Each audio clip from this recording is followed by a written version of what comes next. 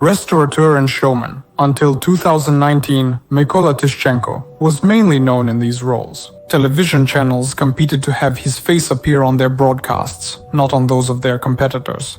Novy Kanal and STB offered considerable fees so that Tishchenko would work specifically for them. And the ratings of such programs as MasterChef and Revisor continued to soar above the clouds, and nothing seemed to foretell trouble. However, in 2019, Tishchenko decided to switch from business and television to politics. And from that moment, his life, the life of Kyiv residents, and the lives of other Ukrainians, really, because Tishchenko is a star of big politics, changed forever. Tishchenko's strength is clearly not in public speeches or live broadcasts, although it would seem what could be easier for a television host with such experience. Taking this opportunity, I would like to remind you that on the 26th, there will be a holiday, a very big, very important holiday. It's a tragedy, the Chernobyl disaster. Well, and also people found out that he's not only Tishchenko, but also Kolya Kotleta. But unfortunately, they found out not only this. Mykola Tishchenko, a native of Kyiv, makes no secret of his love for his hometown, often emphasizing his roots. As a native of Kyiv, I am intimately familiar with these problems. I experience them firsthand, not just through hearsay. I can sense them by their very smell. Mr. Tishchenko was born in 1972. The future member of parliament's youth fell during the turbulent 90s. Since childhood, he was known to be passionate about judo. As an adult, he earned the Master of Sports title. And where did the road lead for healthy guys who knew how to throw punches and kicks well in those days? In Ukraine? That's right, into organized crime groups. Sam Tishchenko didn't say he was a member of any gang, but he admitted that he took part in fights in the 90s. Actually, I did too, even as a kid.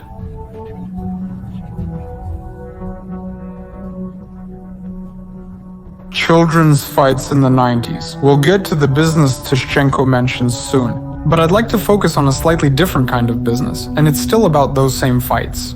The thing is, you can find an entire criminal record on this character on the internet. In the 1990s, Tishchenko, known as Kolya Obolonsky at the time, had not yet gained the nickname Kolya Kotleta.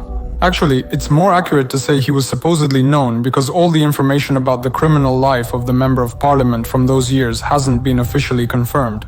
That's important. There were no judges and certainly no verdicts. So I won't say that Tishchenko is Kolya Obolonsky.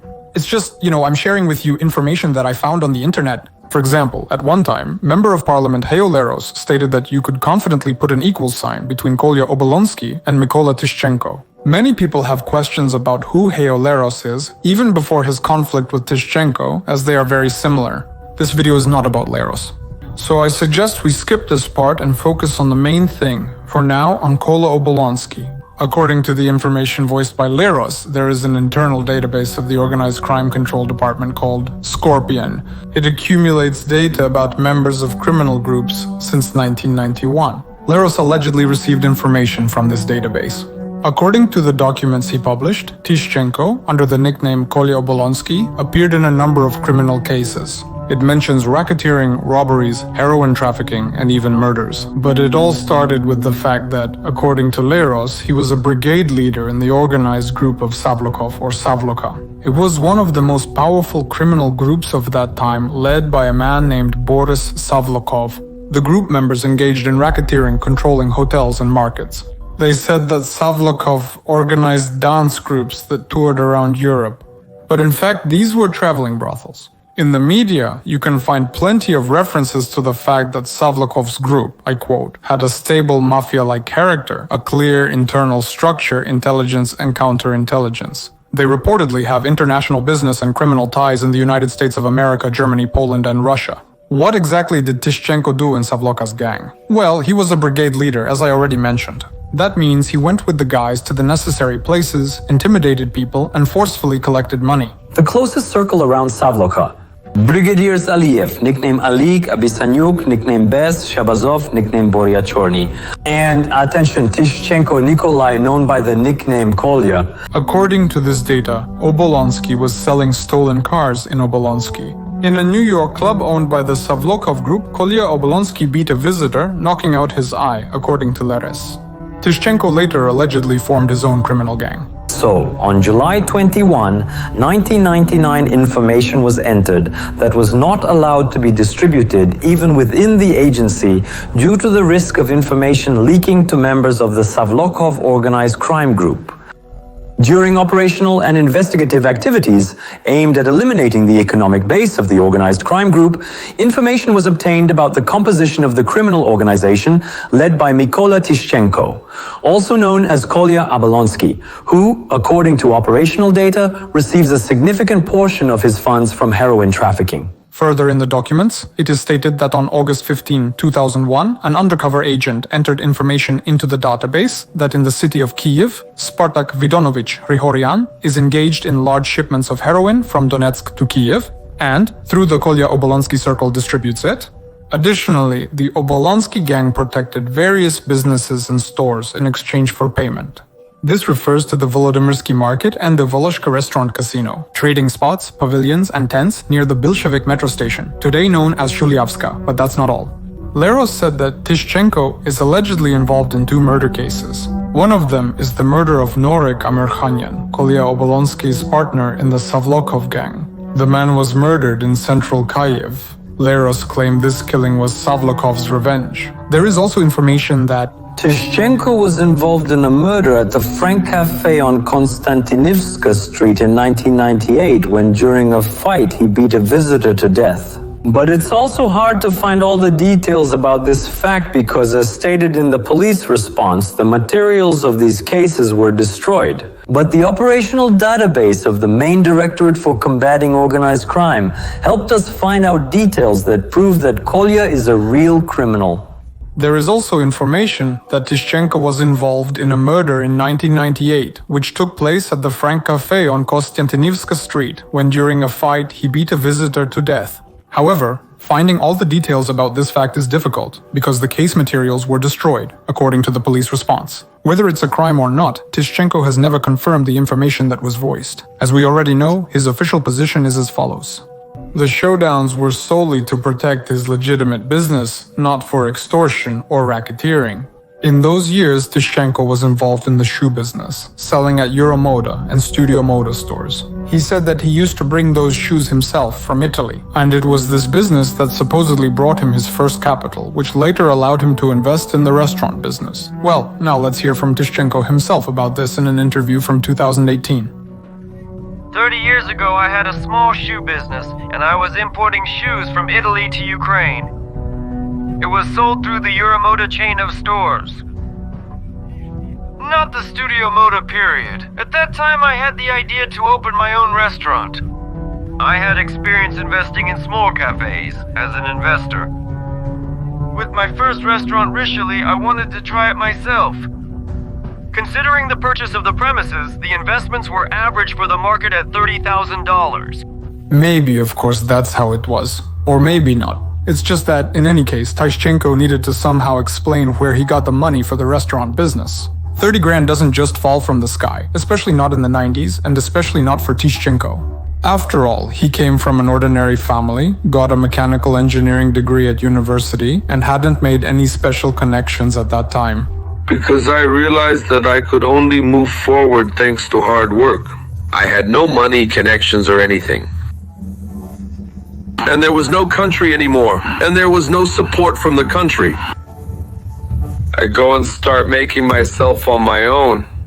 Although in this context, it's even stranger that the restaurants of Tishchenko's empire were expanding at an enviable speed. One restaurant quickly grew into the Nasha Karta empire, which included large establishments like Velier, Richelieu, Safe, Bulik, Trivilki, and more.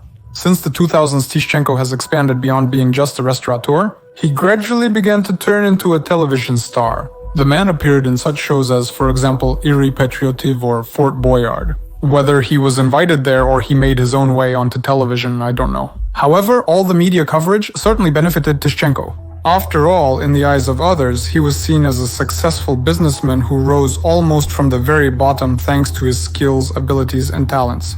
Me!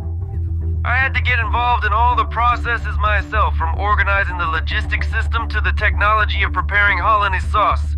Now I speak the same language with my chefs. That's how I became a chef, a restaurateur, an owner, a tenant, and a public relations person. Considering my career on television, everything. All in one person. Well, if you don't praise yourself, no one will, as they say. But from what is on the surface, it really seems like Tishchenko made himself. And I'm not talking about the Botox in his face in recent years, although that too. Or maybe it's fillers. Write in the comments.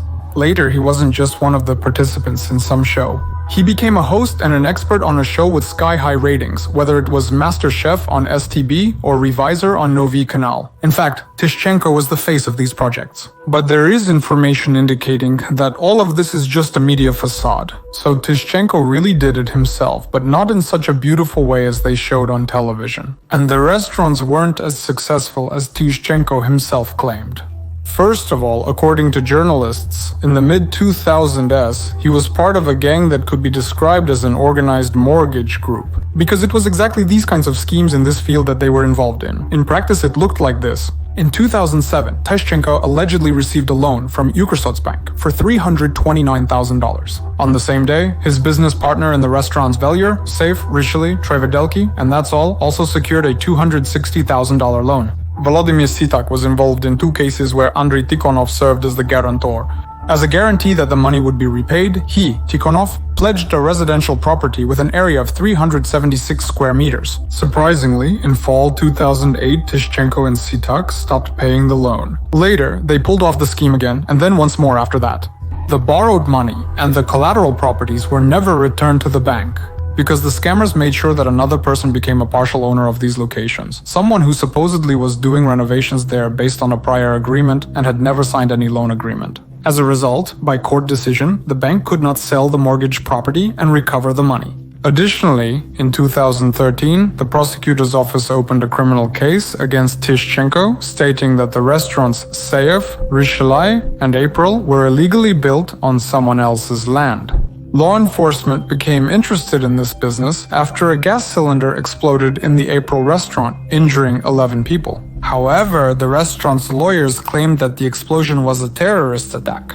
Investigative journalists wrote that these were gang-related disputes, and law enforcement opened a criminal case against the restaurateur. However, as you already know, Tishchenko did not bear any responsibility for this. Therefore, it's hard to say whether the prosecutor's statement was actually true. However, there's a third point. It appears the success of Tishchenko's restaurants was somewhat exaggerated. He did not solely own the aforementioned establishments. After years under Tishchenko's management, the restaurants became unprofitable, and the co-owners didn't receive the expected money. They, the co-owners, even tried to appoint new management in the restaurants through shareholder meetings. However, Tishchenko used fraudulent schemes to regain control of the business. By the way, interestingly, all these moves with changing management and claims about profitability happened in 2018. This coincided with the time when Tishchenko, by his own admission, was preparing to enter politics. Later, he would claim that it was in 2018 that he sold all his restaurants. What kind of deputies have their own restaurants? However, later as a deputy, for some reason he would hold meetings with other deputies in the Velor restaurant, owned by Kolya Kotleta. These deputies would say that they go there to visit their friend Kolya, and Tishchenko would call the place a sort of headquarters where they discuss the future of Kyiv. It's kind of strange for a business you sold, but can you really doubt the truthfulness of Mykola Tishchenko's words? These details are petty for true crime content. The real question is likely something else. Why did Tishchenko, if he was such a successful businessman as he claimed to be, go into politics at all? Of course, for the sake of serving the Ukrainian people. That's practically a proven fact. But it's possible to assume that it wasn't just because of that. It was rumored that the idea to bring Tishchenko to the Rada belonged to none other than Andrei Yermak, the head of the president's office.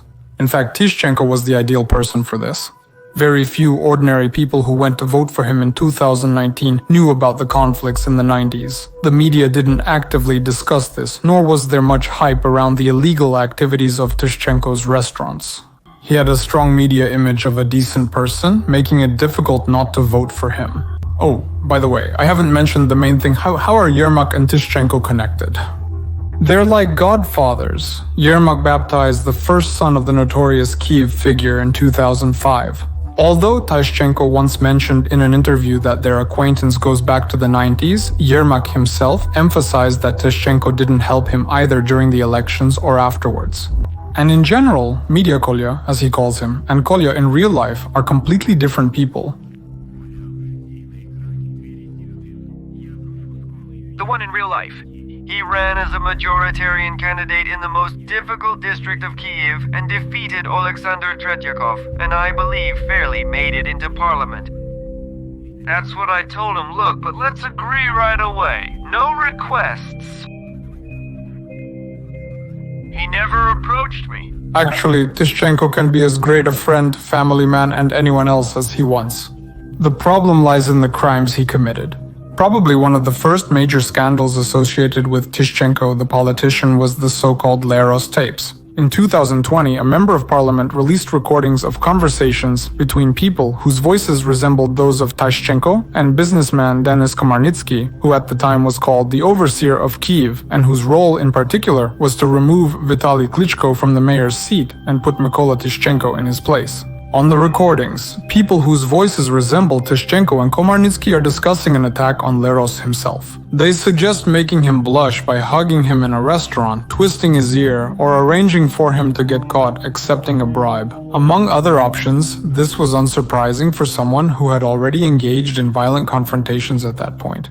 The recordings also mention searches in Komarnitsky's house, which are connected to the case of embezzlement of funds for the construction of the Podilsky-Voskresensky Bridge in Kyiv. Experts uncovered financial abuses amounting to over 100 million hryvnias there. This is nothing like the shoe or restaurant business, not at all. After the scandals involving Tishchenko, one after another, they became a regular occurrence for him. Here are some of the most notable events from the beginning of the full-scale invasion. At that time, numerous Ukrainian territorial defense units stood guard at checkpoints, countered saboteurs, and protected the border. But that was 2022.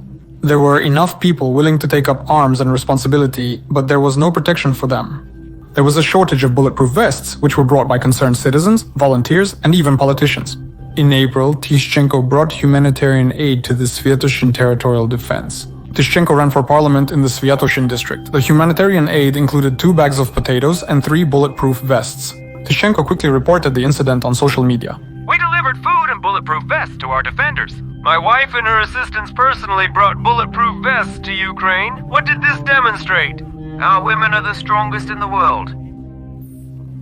It's cool, except for one issue. The bulletproof vests Tishchenko delivered didn't actually provide any protection. They proved useless for this. Firstly, bulletproof vests don't last forever. Experts recommend not using those that are over 5 years old. But the bulletproof vests that Tishchenko brought were made back in 1983. That means they are 5 years older than me.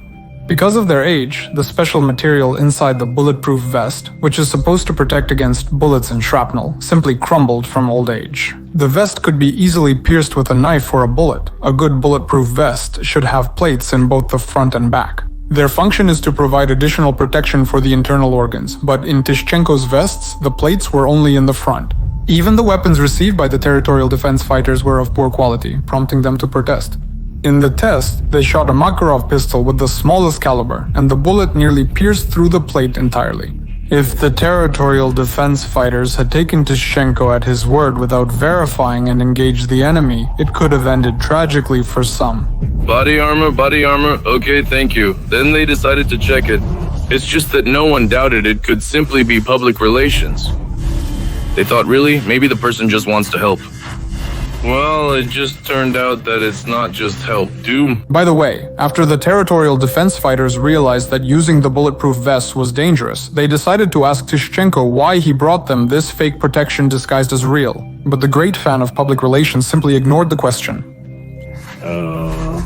No, they reached out to Mykola Tishchenko, asked for help from the priests, tagged him, but he didn't even look at any of the messages, didn't respond to us at all, and closed the comments.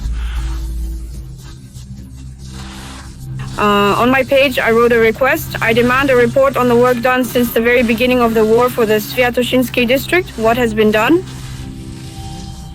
He closes comments for me. He blocks all possible ways for me to reach the administration, to his office, and he also blocks other volunteers who are raising this issue as well. Residents of the district are also starting to write to him, and he blocks everyone. And, When journalists questioned Tishchenko, he made various excuses. He denied his wife brought the bulletproof vests. He stated that he did not purchase them, but only provided logistical delivery. He said the delivered bulletproof vests were of high quality, and everything else was journalistic fiction. Tishchenko also did not block activists who inquired about the unnecessary items he brought to the territorial defense forces. But let's listen to Tishchenko himself. I do everything I can so that we win our war. All that's left is to thank such dedication and recall the 2023 incident. At that time, Kolyta introduced himself under a new nickname, Kolya Tom Yum, referring to his controversial trip to Thailand. Despite the National Security and Defense Council's ban on officials traveling abroad on January 23, 2023, the Ukrainian embassy in Thailand announced a meeting between Mykola Tishchenko and Ukrainian community representatives at a luxury hotel on January 26 amidst the ongoing war, without a valid reason for non-governmental purposes. Ruslan Stefanchuk, head of the Verkhovna Rada, said he didn't sign an order for Mykola Tishchenko's business trip to Thailand. And the head of the Servant of the People faction, David Arakamia, said that the deputy arranged with the Ukrainian embassy in Thailand on his own and decided to hold a meeting with Ukrainians living there. However, Tishchenko had a different account of what happened. He stated that, and I quote, representatives of the embassy in Thailand approached him regarding some problems. There is a strong community in Thailand, and we came to resolve issues and establish relations in this country. And on social media, he wrote that he was on a business trip in Asia and carrying out tasks assigned by the deputies, developing friendly relations in the direction of Asia and Africa. Tishchenko claims that at a faction meeting, representatives of the president's office, specifically Andriy Yermak and David Arakamia, the head of the Servant of the People faction, set this task for the deputies. The versions are clearly different, as you can see. Kolya Tomyam stressed that he departed from Ukraine on January 10 prior to the implementation of the mandatory National Security and Defense Council permit. Next is a patriotic quote from Tishchenko himself. I came here at my own expense. The leave was signed. I didn't have the moral right to go on a business trip at the state's expense. Every penny belongs to the military. But such dedication was not appreciated by the Servant of the People party. Following the scandal, Tishchenko was expelled from both the party and the Servant of the People faction in the Verkhovna Rada. But all of this is trivial compared to Tishchenko's latest feat. This is about the events that took place on June 20th, 2024. That day in Dnipro, a group of men, acting on the orders of Member of Parliament Tishchenko, detained and beat former serviceman Dmytro Mazoka. A man was walking in the city with a child in a stroller when he met Tishchenko, a Member of Parliament, and his associates. He asked why the people accompanying him were armed and at the same time had no identification marks. The conversation failed, leading to a verbal altercation between the men. Soon, a police officer and a territorial recruitment center representative arrived at the conflict scene. The man's documents were checked, but the former serviceman was outraged that a girl from Tishchenko's entourage was allegedly filming his identification. The former serviceman snatched her phone, which was then taken from his hands. After that, Mazok tried to leave, but other participants in the incident blocked his way. As a result, the former serviceman was restrained and brought to the ground. I want to note right away that a police officer does appear in the video. This is Bohdan Pisarenko, an officer of the Kyiv police. Per the official account, the man was working in Dnipro when he unintentionally got caught up in the altercation. He has since been fired from his position. But as for Mykola Tishchenko, things get even more interesting. He himself claimed on social media that Mazok attacked the police officers who were conducting a search of a fraudulent bot farm in Dnipro, inflicted moderate bodily injuries on them, and smashed a chess camera. Tishchenko also reported that Mazok intentionally removed his pants in a police officer's presence during the filing of a report against him. However, the police have a different account. Tishchenko is facing criminal charges. Investigation reveals Mazok was hit and strangled multiple times to subdue him and handcuffed. After the scandalous incident, Tishchenko was charged with the unlawful imprisonment of the ex-soldier, and his bodyguard Kostayantin Tsubara was also charged with torture. Due to the case's high profile and criminal procedure code, investigators arrived at the Member of Parliament's home with a search warrant. However, this event did not go unnoticed. In front of law enforcement officers, Tishchenko smashed 2 mobile phones. He smashed the gadgets against the tables and even twisted them with his hands to break them completely. It is still unknown what exactly was on the phones and what the Member of Parliament wanted so badly to hide. But it is quite likely that law enforcement will still be able to retrieve the information from the devices. Besides phones, foreign currency, expensive watches, and other items fitting the classic scenario of a self-proclaimed righteous member of parliament like Kolya Kotleta were seized from Tishchenko's home. Nevertheless, for now, Kolya Kotleta, also known as Kolya Tomyam and probably Kolya Obolonsky, has to remain under round-the-clock house arrest. If the court proves his guilt in the case of the illegal detention of the ex-military, the member of parliament could end up behind bars. He now faces up to 5 years in prison.